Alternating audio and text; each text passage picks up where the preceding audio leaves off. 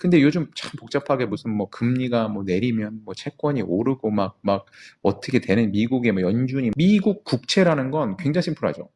바이든 정부한테 돈을 빌려주는 거예요. 제일 든든하지 않아요? 약간 또 미국이 이런 또 망할지 친미주의자라고 하나? 아무튼 미국이 망할 것 같지는 않잖아요. 미국한테 돈을 못 받는다고? 미국하고 뭐 10년 국채라고 해서 10년 동안 이자를 받고 마지막 원금 받는 거거든요.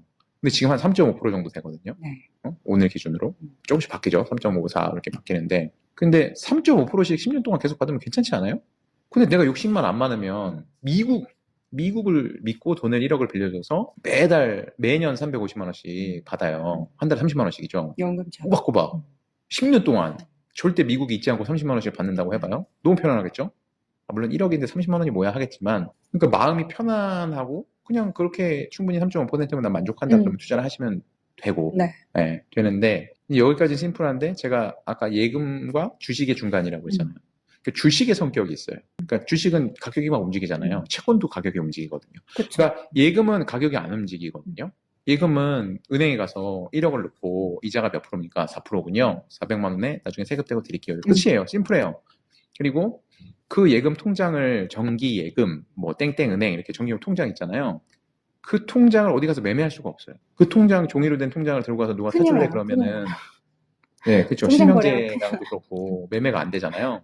그건 계속 그 1억 원의 이자 받는 증서고 행여나 내가 1년을 못 기다리고 이자 때까지 못 기다리고 중간에 5월 달에 6월 달에 우리 아들이 갑자기 돈 쓸 때가 있어서 1억을 깨야겠다. 통장을 그걸 가져가면 원래는 4% 이자를 받기로 했는데 돌려는 주는데 원금만 돌려줘요, 보통. 그쵸, 예금은? 네. 그냥 딱 1억만 주는 거예요.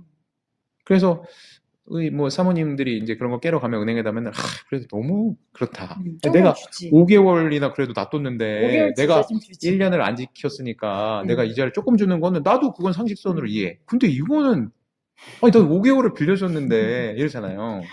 근데 어쩔 수 없죠. 어쩔 수 없잖아요. 그거밖에 없는데 채권은 굉장히 재밌게 이런 예금의 답답한 이 사모님의 답답함. 그래도 5개월인데 왜 나는 아무것도 못 받지 이런 답답함을 해소하는 게 채권이 있는데 채권은 만기가 전이라도 내가 들어갔던 금리보다 금리가 낮아지면 시장 금리가 낮아지면 내가 1억에 샀어도 1억보다 비싼 가격에 팔고 나갈 수가 있습니다. 자, 여기 정리해야 돼요. 네. 금리가 높아지면이 아니에요. 금리가 낮아지면. 우리가 보통 채권은 네. 금리와 그 가격이 반대로 갑니다. 이거는 그냥 이해해도 되는데 이해 못하겠으면 외워야 돼요. 그렇죠? 죄송합니다. 네, 근데 근데 외우는 게 편하죠?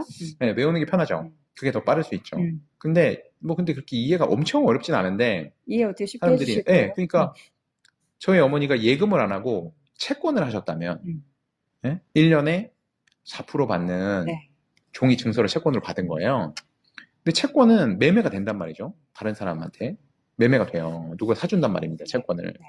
근데 저희 어머니가 4%의 그거를 그래 좋아 결심했어요. 들어갔는데 자고 딱 눈을 뜨셨는데 금리가 갑자기 2%로 떨어진 거야. 2% 떨어진 거예요. 그럼 이 회사가 저희 어머니가 샀던 회사채 그 회사가 이제 2%로 발행을 하는 거예요. 그렇죠. 그러면 저희 어머니가 이거 들고 있는 종이는 완전 이제 레어템이 되는 거예요. 우리 뭐 그런 거 있잖아요. 1억이라고 써 있고 이자 4%인데 사람들이 1억은 택도 없고 1억 1,000만 원, 2천만 원 막 살려고 막 손을 막 말린 거예요. 4%짜리가 왜 없으니까. 없으니까. 네. 그래서 적정한 가격이 형성돼요. 왜냐면 원래 지금 들어가면 2%만 받아야 되는데 이건 4%씩 받는 거니까 200만 원씩 더 받겠죠, 이자를. 그게 주식의 성격이 있다는 네, 거죠? 그래서 이제 가격이 확 변하는 거죠. 1억짜리가. 저희 어머니는 팔 생각이 없지만 혹시나 내가 가지고 그냥 그만할까? 다른 데 좋은 게 있다는데 다른 데로 투자해볼까? 그러면 이걸 통장을 깨면 1억 1,000만 원, 2천만 원을 받는 거죠. 그러니까 금리가 내려가져 네. 있으면 내가 반대로 올라가면 떨어지겠죠. 금리가 올라가면 가격은 떨어지게 된다. 그 똑같은 금액에 5% 주겠다고 했던 걸 6%로 올라가면은 그 회사가 6%로 발행하면 저희 어머니는 완전 잠 못 주무시겠죠. 아니 오늘 했으면 되는데 굳이 어제 해가지고 어제 4%였는데 이게 6%로 바뀌었으면 아니 하룻밤만 자고 했으면 뭐 그렇게 성격이 급해가지고 그걸 좀 이따 하셨으면 6% 받는 건데 왜 4%를 이게 있잖아요. 그러니까 당연히 내가 채권을 투자했는데 금리가 올라가면 배가 아프겠죠. 네. 손해를 보는 거죠. 그래서 이해하고 계시죠? 지금은 금리가 계속 떨어지는 구간이니까 전체적으로 떨어지죠. 어제 오늘은 오르기 내리기도 하지만 전체적으로 이제 금리가 내려가는 구간. 그리고 그러면 가격은 올라가는 올라가는 구간이죠. 그래서 제가 이제 그 제니 씨, 그 블랙핑크 굉장히 좋아하는데 제니. 그냥 제니 씨가 신고 나온 아디다스 운동화가 하나 있어요. 10만 원짜리거든요. 뭐 그냥 운동, 리테일에 사면. 네. 네. 근데 되게, 구할 수가 없어. 네. 되게 비싼 운동화는 아닌데 막 더 비싼 운동화도 막 이런 많잖아요. 근데 10만 원짜리 아디다스에서 팔았던 운동화인데 이걸 뭐 12만 원, 3만 원 택도 없고 15만 원, 20만 원 줘야지 사는 거죠. 그렇게 되는 거예요. 그 채권이 금리가 떨어지면 레어템이 된다. 네, 없어지니까 4%짜리 채권은 없어져. 네, 있는 거죠. 그러니까 그런 시장을 전혀 몰랐던 사람들은 사실 이 얘기가 그러기도 해하고 이해가 안 갈 수도 있는데 이런 시장이 있습니다. 채권 시장은 이렇다는 겁니다. 그렇죠. 그래서 이제 내가 굳이 맨날 정기예금에 그냥 넣어놓고 이자만 받았던 사람이면 채권을 공부 좀 해봐야겠다. 그리고 100년 만에 손에 꼽는 하락장이었어요, 작년이. 그러니까 지금 채권 시장의 이러한 금리의 급등, 가격의 하락이 100년 만에 온 거래요. 맞아요. 그것도 정말 중요한 시그널 중에 하나인데 그거를 또 딱 어머님께서는 은행에서 회사채 증권사에서 투자하라고 채권을 했고. 하라고. 네, 왜냐면 금리가 너무 높으니까 뭐 100년 만에 이런 거 모르시겠죠. 어머님도 모르고 증권사 직원도 모를 수도 있는데 일단 금리가 너무 높으니까. 아니 누가 5% 이자를 따박따박 줘? 아니 주식을 백날 매매해봐요. 5%가 나오나. 아니 갈 길 바쁜데 계속 손해보고 있잖아요. 지금 나는 벌어야 되는데 지금 까먹고 있어 지금. 그래서 기다렸다 2달 만에 원금 딱 되면 또 팔고 또. 네? 그럼 또 올라가고. 이걸 계속 하고 있잖아요. 근데 그냥 딱 5% 정해서 계속 받으면 마음이 얼마나 편하겠어요. 그래서 또 거기다 심지어 보너스도 있어. 금리가 운 좋게 떨어지면 더 벌 수도 있어. 그렇죠. 이자보다. 너무 좋은 거죠. 그러니까 지금까지 여러분들이 채권 시장 이런 얘기를 잘 못 들어봤던 건 그러니까 작년이 뭐 100년 만에 오는 채권 폭락장이라고 채권 뭐 대학살 이렇게 얘기하기도 하거든요. 막 공포스럽게 막 그러니까 너무 금리가 빨리 올라가니까 가격이 막 떨어지는 거죠. 네. 그러니까 2022년 초만 했어도 1%, 2% 이렇게 채권들이 있는데 아니 그 채권을 2022년 1월에 투자하신 분은 속 터져 죽죠. 2022년 4월, 5월만 돼도 막 3%, 4% 올라가니까 나는 그 채권에 왜 투자했던가? 1%짜리에. 바보 아니야? 그냥 받지를 말지 그걸 왜 투자했어? 그러니까 그 가격이 뚝뚝뚝뚝 떨어지는 거예요. 그러면 난 1억 주고 채권에 투자했는데 갑자기 금리가 올라갔다고 8천만 원만 드릴게 넘기세요. 이러면 넘기고 싶겠어요? 안 넘기죠. 내가 미쳤어. 나중에 그냥 원금 받을게요. 이러잖아요. 아니 저 안 할래요. 8천만 원은 좀 아예 마음에 안 들어요. 저 그냥 가지고 있을게요. 근데 가지고 있는 5년이든 10년이든 만기까지 계속 슬프겠죠. 기회비용이 또 생겨. 남들은 다 4%, 5%로 받는데 자기는 매년 1%만 받잖아요. 그러니까 그 쓰라린 고통의 시간을 계속 만기까지 함께 할 건지 그냥 손절하고 말 건지 그건 선택을 해야죠. 근데 채권의 그러니까 지금까지 말씀드린 전체 내용은 채권의 진짜 채권 그걸 실물 채권이라고 하는데 저희는 실제 채권에 투자했을 때 하는 거고 또 채권 ETF에게는 또 전혀 다릅니다. 그러니까 제가 사실 김찬영 상무님께 그 채권 ETF가 최근에 저는 이제 또 미국 주식 담당해서 항상 방송을 하는데 그 탑10 종목 안에 예전에 SQQQ, TQQQ 못지않게 작년부터 TAT, 미국 30년물 투자하는 채권 ETF 그리고 TMF 이 30년물을 또 3배로 추종하는 그 ETF가 엄청나게 인기를 끌었단 말이에요. 그래서 이거 너무 그냥 위험한 거 아닌가라는 그런 생각했거든요. 근데 생각보다 이게 위험하다라고만 생각할 수 없는 게 지금 금리의 구조상 이거 현명한 투자가 될 수도 있겠는데 이런 생각이 들어서 제가 사실 여쭤보는 거잖아요. 그 뭐 3배 레버리지는 막 위험해요. 얼마나 위험한데요? 그래서 그러니까 그 장기론 왜 위험한데? 그걸 뭐 이런 거예요. 뭐 가스레인지는 위험해요. 불이 나니까. 위험해요. 근데 뭐 어떻게 위험한 거야?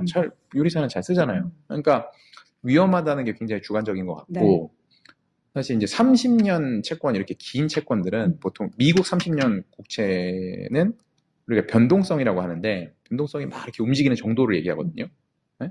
그래서 보통 코스피보다는 코스닥이 변동성이 더 높아요.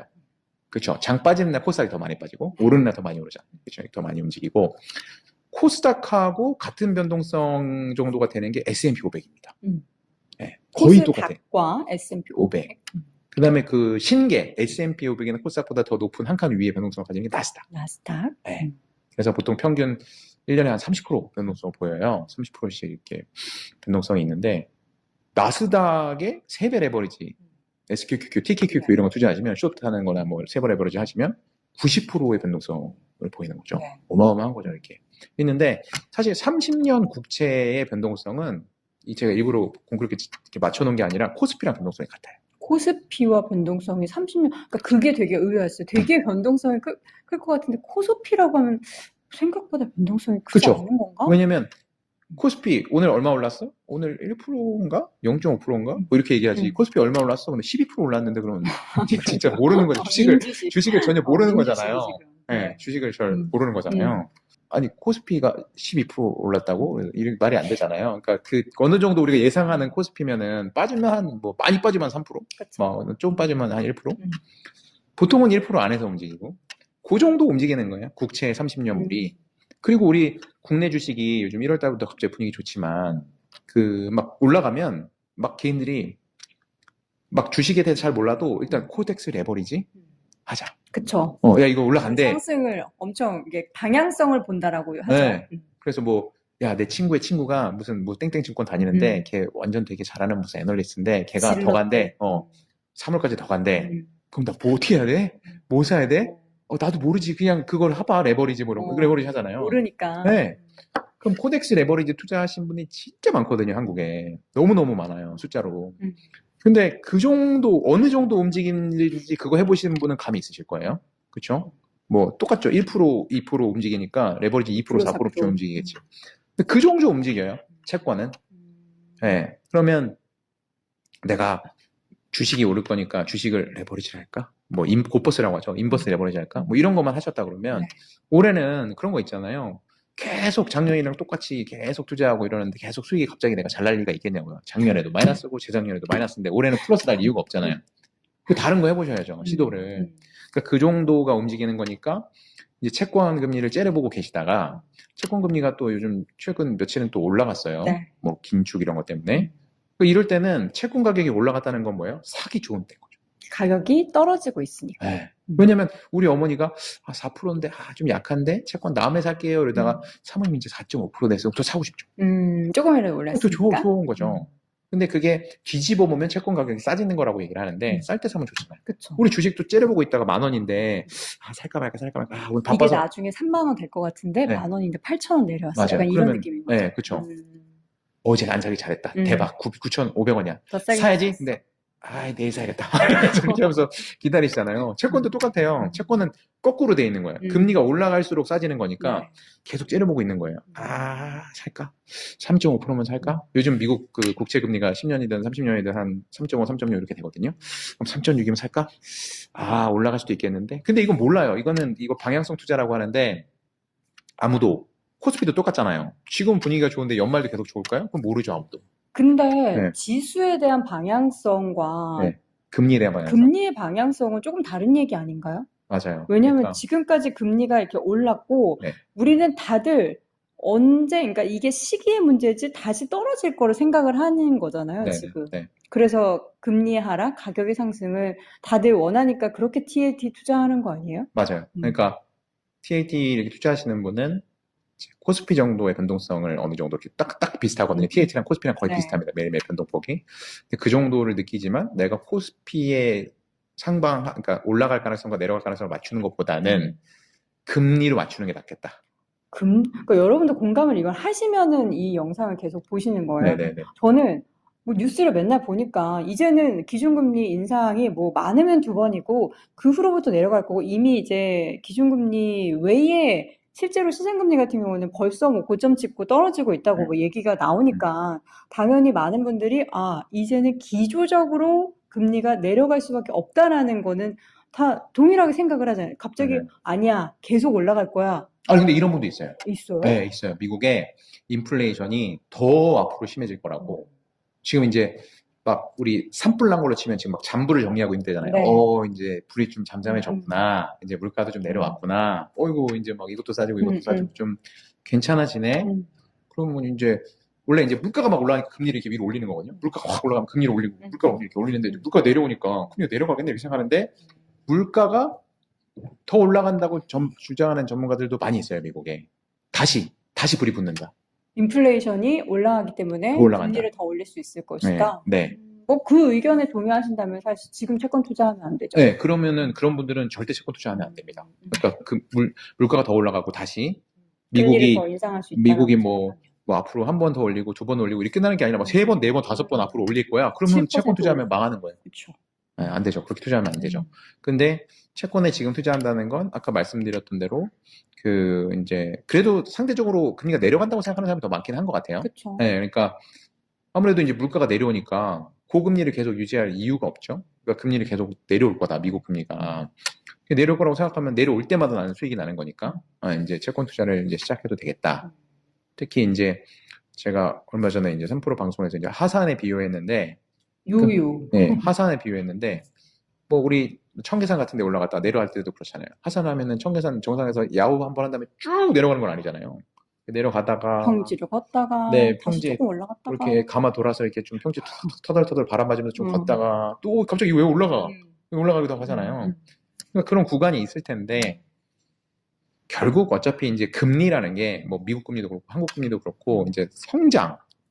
그러니까 왜 브라질이나 러시아나 이런 나라 금리는 높고 미국이나 한국 금리는 상대적으로 낮잖아요. 그러니까 이 미국이나 한국은 그만큼 이제 성장할 만한 여건이 좀 제한적. 요소들이 제한적이라는 거거든요. 그럼 미국이나 한국이나 마찬가지인데 그럼 미국이나 한국이 갑자기 또 그런 신흥국처럼 성장을 할 수 있을까요? 저희는 뭐 모르죠. 요즘 뭐 챗 GPT 나와가지고 새로운 산업적으로는 물론 뭐 일부 네. 성장이 있겠지만 전체 이제 국가의 성장률은 맞아요. 사실 그렇게 크게 달라지진 않겠죠. 맞아요. 그러니까 그냥 여러분도 그냥 쉽게 생각하시면 돼요. 이제 그 나라 금리가 뭐 한국 금리가 뭐 3.5다 그러면 3.5%로 사람들이 돈을 꾸거나 빌려주거나 이렇게 하는 건데 그럼 3.5%에 내가 이자 내고 내가 돈 빌려줄게 하면 그거 돈 빌려간 사람은 3.5% 이자를 내고 자기가 돈을 벌어야지 사업을 하는 거잖아요. 그렇죠?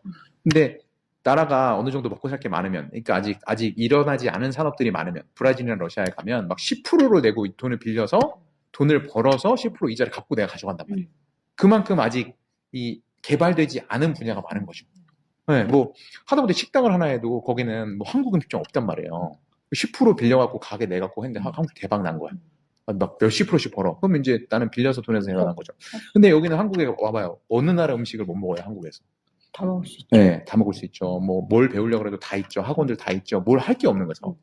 그러니까 이제 금리가 성장이 더 없고 더군다나 이제 고령화 이런 것도 심해지니까 누가 막 사업을 하려고 하지 않을 거 아니에요. 그렇죠. 네, 그냥 이자 받고 그냥 여생을 사는 거지. 내가 막 다시 뭐 가게를 하나 새로 열어서 하지 않으니까 돈을 빌리는 수요가 없으니까 당연히 금리가 떨어지겠죠. 분명히 이건 확률이 되게 높은 게임이죠. 한 5년 뒤에 한국의 금리가 3.5, 뭐 지금 기준금리를 유지할까? 저는 개인적인 의견입니다만 지극히 개인적인 의견입니다. 3.5의 기준금리를 5년 뒤에 한국이 유지할 수 있다. 저는 가능성이 그래도 높지 않은 것 같아요. 매우 낮은 것 같아요. 그러면 미국도 마찬가지고. 그렇죠. 그러면 뭐 10년 뭐 한국이 그러시면 한국의 국채에 투자하실 수도 있고 10년짜리 투자하셨다가 지금 한국 국채 10년물에 투자해도 3.몇% 이자 받거든요. 그 이자 계속 받아요. 이자를 받으면서 그냥 뭐 금리 이런 거 신경 안 쓰시면 이자만 받고 10년 쓰셔도 되고. 그 중간에 아까 말씀드린 대로 5년 됐는데 제 말대로 3.5가 아니라 뭐 2.5, 1.5 내려오면 가격이 올라가 있으니까. 네, 1%만 바뀌어도 거의 막 곱하기 10해서 10년이면 10%씩 수익이 나거든요. 뭐 1억을 채권 샀으면 갑자기 1,000만 원 더 줄 테니까 누가 사라고 막 와요. 아니 종이에 1억 써 있는데 왜 저한테 1억 1,000만 원을 주세요? 그러면 그건 물어보지 마시고 1억 1,000만 원에 좀 주실래요? 그러면 1억 1,000만 원에 팔 수 있잖아요.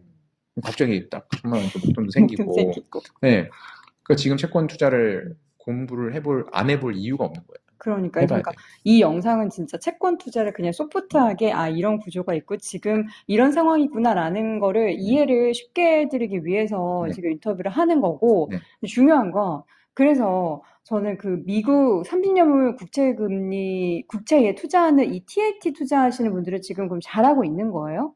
이거 제대로 타이밍을 사실 지난 한 10월 정도에 그 TAT 사셨던 분들은 지금 수익 대박 났다고 저희 TAT 채팅창에도 사신 계속 분들은 올라오고. 보통 지금 한 3개월 지났는데 한 17% 정도 수익이 난 거니까 이 채권 투자라는 게 이제 개인들이 아예 거들떠보지도 않는 과목이어서 그렇지. 그쵸. 일단 뭐 덩어리가 커야 된다고 생각했고, 그리고 네. 이걸 뭔가 그동안에는 뭔가 방향성이 뭐 크게 달라지지 않았잖아요. 네. 가격의 움직임이나 뭐 이렇게 네. 비슷비슷했지. 근데 음. 최근 1년 사이에는 금리가 올라가고, 네. 그리고 앞으로 뭔가 다시 떨어질 수 있을 거라는 그런 뭔가 예측이 되는 그런 시장이 이게 자주 오는 시장이 아니잖아요. 맞아요. 그러니까 진짜 절호의 기회다. 채권 투자 이런 데들 이제 뭐 자산운용사나 해외 유수에 내로라 하는 금융기관들이 외치고 있거든요. 근데 그렇게 왜냐면 외쳐서 틀릴 이게 수도 있죠. 꼭지구나. 틀릴 수도 저거 있죠. 다 상품 하려고 저러는구나. 그렇게 근데 생각한단 말이에요.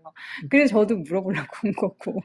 근데 그렇게 막 자신 있게 외치는 게 사실 전문가라고 해도 틀릴 수 있다. 예, 틀릴 수는 있지만 뭐 전문가들이 봤을 때도 작년이 이제 전 세계 채권의 지수라는 게 있어요. 세상에 한국 채권, 미국 채권, 이 전체 다 모아서 우리 코스피 지수라는 게 있잖아요. 삼성전자 주식을 다 모아가지고 자 이걸 우리가 전 세계 채권 지수라고 하겠어. 이런 게 있어요. 그래서 한 해 동안 전 세계 채권은 몇 프로 떨어졌습니다. 그 지수를 보거든요. 근데 그게 한 15% 정도 빠졌어요. 그러니까 물론 더 안 좋은 채권 더 많이 빠진 것도 있고 덜 빠진 것도 있고 근데 15% 정도 손해를 봤는데 이건 거의 주식을 보면 이제 채권은 주식보다 덜 움직이는 거니까 거의 한 50% 이렇게 빠진 거죠. 크게 빠진 거죠. 그래서 너무 많이 채권이 빠졌으니까, 그러니까 금리가 작년 3월부터 되게 가파르게 오르니까 채권 가격이 미친 듯이 많이 빠졌으니까 전문가라는 사람 입장에서도 마음 편하겠죠. 추천하면서. 아니 이렇게 싸졌는데. 그렇죠. 네, 물론 더 떨어질 수도 있겠죠. 근데 여기 떨어져도 네. 제한적이고 네. 뭐 무한대로 금리를 올릴 수 없으니까. 맞아요. 그러니까 뭐 우리가 보통 여름에 수박을 사 먹는데 보통 10,000원, 20,000원 한 통씩 사 먹었는데 아니 수박이 갑자기 4,000원에 파는 거예요. 근데 맛도 있대요. 근데 이거를 아니 하나 사셔도 괜찮을 것 같아요 라고 얘기할 수 있잖아요. 네, 맛이 괜찮다면. 안 사 먹을 이유는 내가 수박을 네. 안 좋아하지 않는 한. 네. 물론 재수가 없어서 4,000원을 샀는데 그 다음날 3,000원이 될 수도 있겠죠. 그럼 진짜 그 전문가라고 하는 사람들 믿을 게 안 돼. 그냥 괜히 샀어 먼저 이렇게 할 수 있잖아요. 근데 그거 못 맞추니까. 그거는 주식이랑 똑같아요. 채권도 금리의 고점, 채권의 최저점을 맞출 수 있는 사람은 없어요. 아니 그걸 맞출 수 있는 사람이 있다고 하는 게 되게 말이 안 되는 얘기거든요. 근데 분위기상은 물론 내가 딱 샀을 때가 최고점이면 너무 좋겠죠. 그냥 내려갈 때마다 다 먹는 거거든요. 네. 근데 내가 샀을 때 아까 수박처럼 샀을 때 좀 가격이 떨어질 수는 있겠지. 하지만 이게 아니 지금 이상한 것 같아. 지금 2023년이면 물가가 이렇게 올랐는데 수박이 4,000원밖에 안 한다고 이렇게 큰 게? 예? 그럼 분명히 나중에 사람들이 많이 사 먹겠지 이걸. 아니 요즘 뭐 무슨 막 다른 막 과일들도 막 딸기 하나에 막 아시죠? 막 딸기 한 팩 그 이마트 같은 데 가면 플라스틱 25,000원 정도 하거든요. 그래서 플라스틱 팩 있잖아. 딸기를 항상 왜 또 플라스틱 팩에 넣어줄까요? 그 플라스틱 팩 딱 열면은 딸기가 세봐도 한 20개가 안 돼요. 근데 25,000원이면 하나에 1,000원씩이에요. 딸기 1,000원인 거예요. 아니 한 10개 금방 먹잖아요. 아니 등치 작으셔도 한 3개, 4개는 금방 먹잖아요. 그럼 밥 먹고 커피 한 잔씩 먹는 그러니까요. 훅 날아가잖아요. 근데 투박이 4,000원? 4,000원이라고? 그러면은 아까도 말씀드렸듯이 물론 더 떨어질 수 있지만 그걸 기다리느니 한번 먹어보는 것도 괜찮죠. 네. 저는 이제 예를 들어서 항상 얘기를 드리는 게 미국 주식 위주예요. 왜냐면 우리 시청자분들도 미국 주식 관심 있는 분들이 훨씬 많으니까. 네. TLT가 30년물 국채에 투자하는 ETF인 거잖아요. TLT, 30년. TLT가 장기물. 그러니까 장기물. 20년 이상의 장기물. 30년으로 딱 찍은 게 아니고. 네, 30년 아니고, 네, 장기물. 근데 거기 보면은 그게 금리가 만약에 4%에서 이게 3%로 빠져요. 네. 그럼 이게 수익률이 어떻게 되는 거예요? 가격이? 그러니까 그러니까 우리가 샀을 때 금리가 빠지면 가격이 오른다고 했는데 얼마나 올라요? 이걸 확인하라고. 그거. 이게 좀 어려운데 그걸 확인하라고 각 채권이나 채권 ETF나 채권 땡땡 투자하는 데는 다 그 투자 옆에 듀레이션이라고 하는 게 써 있어요. 듀레이션 단어 많이 들어보셨죠? 채권 듀레이션. 듀레이션이라는 단어 듣고 바로 또 이제 듣기 싫다고 생각하시면 안 돼요. 듀레이션이 그게 수익률이에요? 우리 그런 거 있죠. 수익률이 아니라 금리가 1% 떨어졌을 때 금리가 1% 떨어져서 내가 채권을 산 다음에 금리가 1% 떨어지면 몇 프로 수익이 나는지를 알려주는 지표예요. 그러면은 1% 떨어지면은 그 장기물 TLT 같은 경우에는 그 듀레이션이 보통 그 옆에 있는 숫자가 16, 17 이 정도 나오는데 맞아요. TLT는 16% 정도 오른다고 금리가 생각하면 돼요? 2% 떨어지면 17% 오르는구나. 오. 그러니까 그러면 너무 너무 편안하게 해주는 거예요. 투자할 때. 이거 보세요. 여기 듀레이션 나와 17이라고 있어요. 써있으면 리스트에. 17년이라고 됐거든요. 17년. 그래서 17년이라고 하면 1% 떨어지면 17% 나는구나. 17%.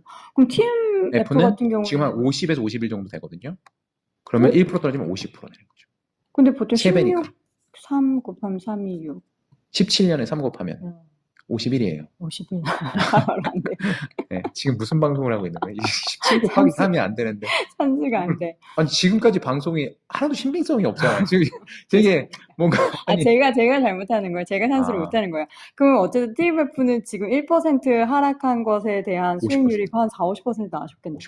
50% 낮죠. 거기다 3배니까 또 레버리지는 더 불을 뿜거든요. 3배보다 더 올라가니까 되는 거죠. 그러니까 듀레이션 어렵다고 생각하지 말고 1% 우리 그 요즘 택시 요금 올랐잖아요. 네. 예전에 저 요즘 택시를 안 타서 그걸 못 봤는데 예전에 택시 요금 오르면 그런 게 있었어요. 뒷좌석에 타면 막 끈으로 해가지고 조견표? 예전에 택시 요금이 3,600원이었으면 그 거리면 얼마예요? 찾아가면. 네. 그런 게 있어요? 조견표 이런 거 못 들어봤어요? 버스는 봤어요. 버스 있잖아요. 조견표? 아니요. 택시가 있죠. 택시가 항상 이 금액 바뀔 때마다 몇 년에 한 번씩 바뀌잖아요. 택시 그러면 뒤에 조견표가 있어요. 네. 그래서 사람들이 이제 가늠할 수 있게. 자, 그러면 내가 집에서 택시 타고 어디까지 갔을 때 한 10,000원 나왔는데, 자, 10,000원이면은 거리가 얼마면은 이제 요거는 얼마 이거 찾잖아요. 똑같아요.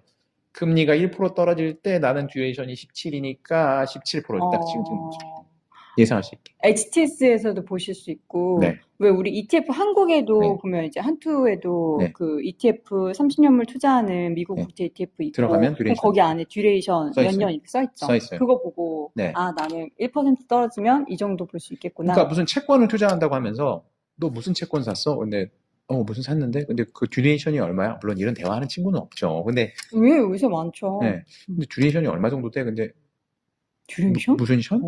이러면 완전 잘못 투자하신 거예요. 완전 잘못 투자. 네, 그러니까 그게 가장 중요한 건데, 그러니까 저희 어머니 채권 그거 기억하세요? 몇 프로에 샀는지 처음에 채권 투자할 때.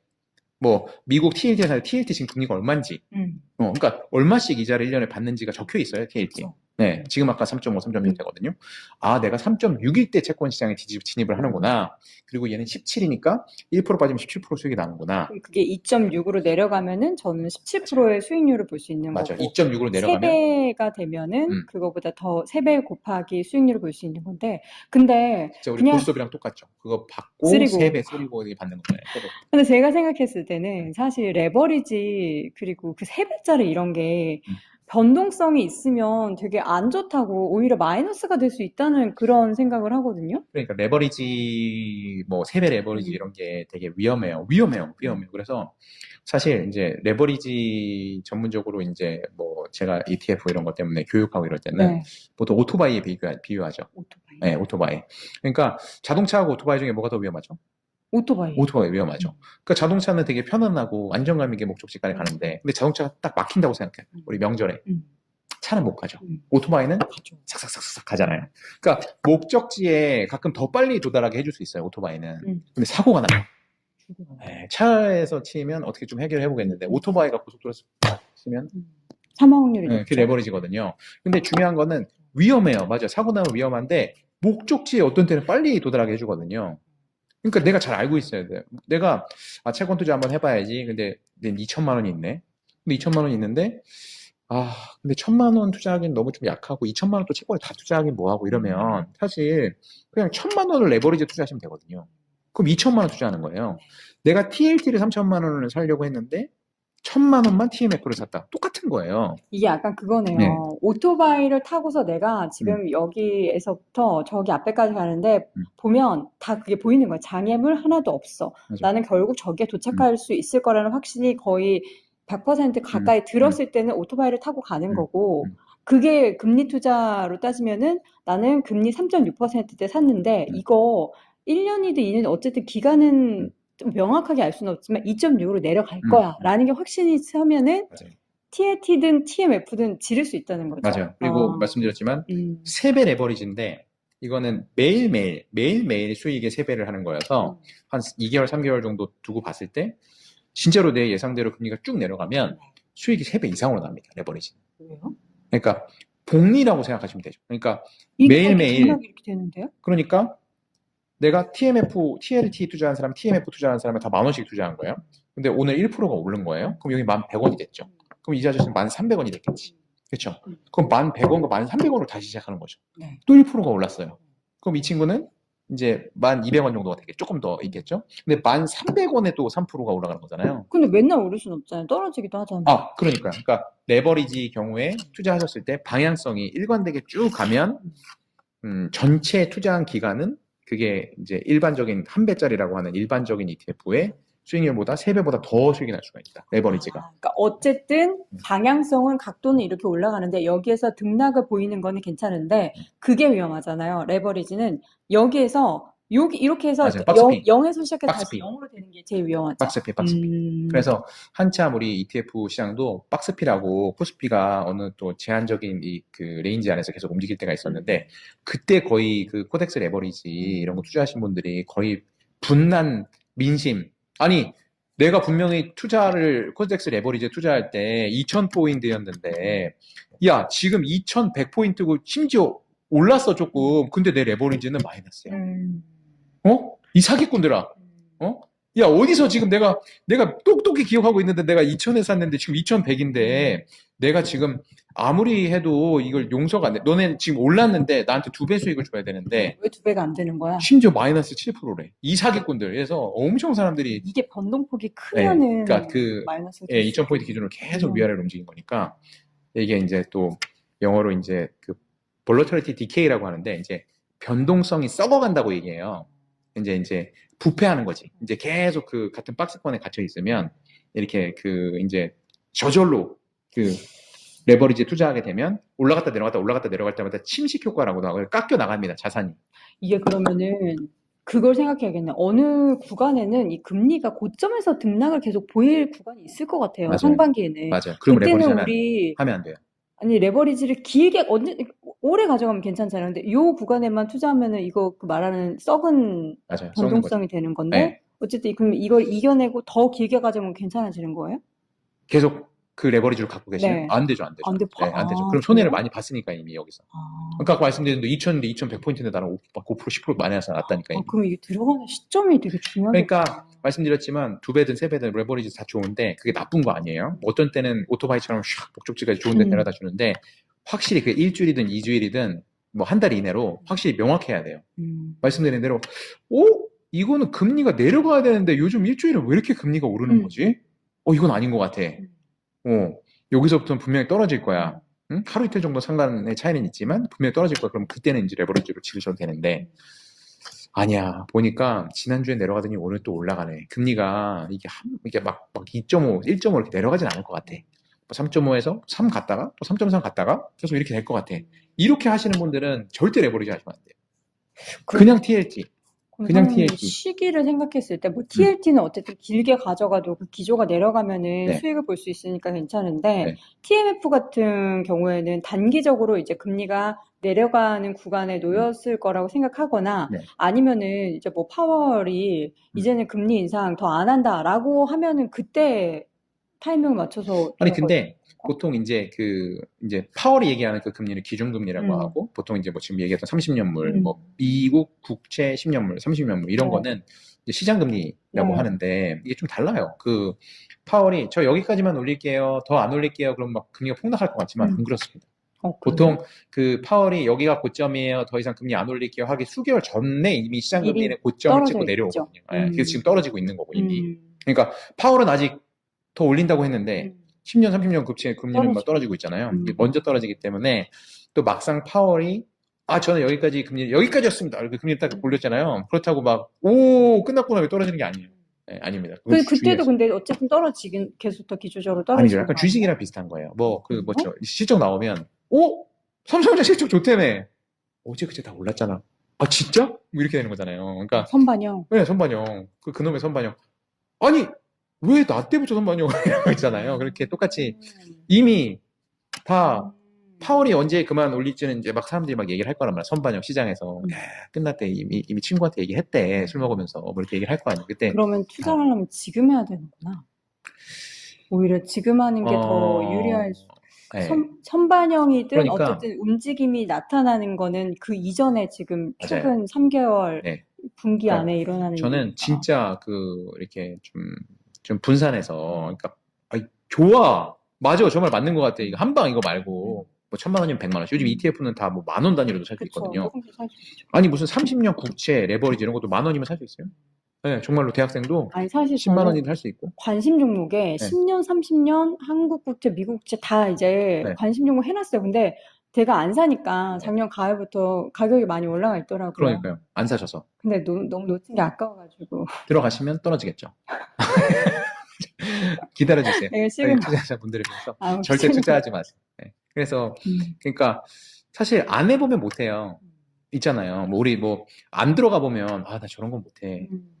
아니 뭐 너 볼링 치러 나 볼링 아예 못 치네. 해본 적이 없는데. 경험을 해보지 해봐야 않아서 돼요. 해봐야 돼요. 그러니까 주식하던 분들은 네. 채권을 안 해보셨다면 저같이 네. 뭐 이게 무슨 구조야도 모르겠고 그래서 떨어진다는 거고 뭐 가격은 뭐고 이렇게 헷갈릴 수 있는데 또 막상 경험을 해보면은 체득되는 게 있거든요. 맞아요. 주식이 훨씬 어렵고요. 아까도 말씀드렸지만 채권은 쉬워요. 방향성 채권은 보기가. 네, 처음 들어갈 때 난 금리 얼마였지? 아까 듀레이션 얼마였지? 2개만. 네? 우리 뭐 비트박스는 뭐 북치기 박치기 이거 2개만 딱 기억하면 되니까 요 딱 2개만 확인하고 들어가면 됩니다. 그래서 금리가 떨어지면 이제 비싸게 팔아도 되고 금리가 올라갔다. 예상대로 안 됐으니까 뭐 다시 더 사든가 사이즈세. 우리 주식이랑 똑같죠. 주식 들어갔는데 떨어지면 더 사잖아요. 뭐 똑같이. 그러니까 우리 주식 왜 물타기 한다고 물타기 왜 합니까? 결국 올라간다고 생각하잖아요. 채권 ETF 같은 것도 물타기 해도 돼요? 당연하죠. 왜냐면 금리가 저 주식은 지금은 좀 그렇지만 분명히 1년, 2년 있다 올라갈 거라고 했잖아요. 똑같아요. 채권은 지금은 금리가 올라가서 내가 지금 약간 손해보고 있지만 쌀 때 더 사야 돼. 그러니까 그렇게 막 썩은 뭐 그런 변동성 레버리지를 나올 해야지. 때. 그러니까 레버리지는 하면 안 하면 돼요. 안 되고. 레버리지 하려고 했지. 레버리지 하지 말고. 레버리지는 사실 이제 말씀드렸지만 오토바이, 저도 오토바이는 못 하거든요. 이렇게 무섭게 생겼어도 오토바이는 못 타요 또. 오토바이는 타는 사람이, 그러니까 그걸 잘 타는 사람이, 저 오토바이 태워놓으면 저 운전면허는 당연히 있는데 한 10m도 못 가서 넘어질 것 같은데 이거 못 하잖아요. 그러니까 자기가 잘 하는 분들만. 성향에 맞는 분들만 단기적으로 내가 그 차익을 더 많이 만끽하기 위해서는 할 수 있다. 네, 레버리지는 그런 분들을 위해서 이제 만들어진 거니까. 혹은 내가 2천만 원, 1,000만 원밖에 없는데 2천만 원 정도 투자하고 싶은데 나는 1,000만 원밖에 없어서 아쉬울 때, 너무 작을 때, 투자 자금이 뭐 100만 원인데 이제 나에게 확신이 확실하게 생겼을 때. 있을 때. 근데 또 확신이 딱 쓰는 경우는 굉장히 위험한데요. 그러니까 이게 그러니까 그럴 때 있잖아요. 막 갑자기 꿈을 꿨는데 이게 엄청 막 이럴 때 내가 투자하래 할아버지가 사야 될 것 같아. 나 오늘 친구 약속 깨고 어디 가야 될 것 같아. 이런 날은 위험한 날. 그날 사지 마세요. 그런 날은 사지 마세요. 네, 그런 날 너무 이건 확실히 번다. 이건 무조건 사실 좋은 신호는 아니거든요.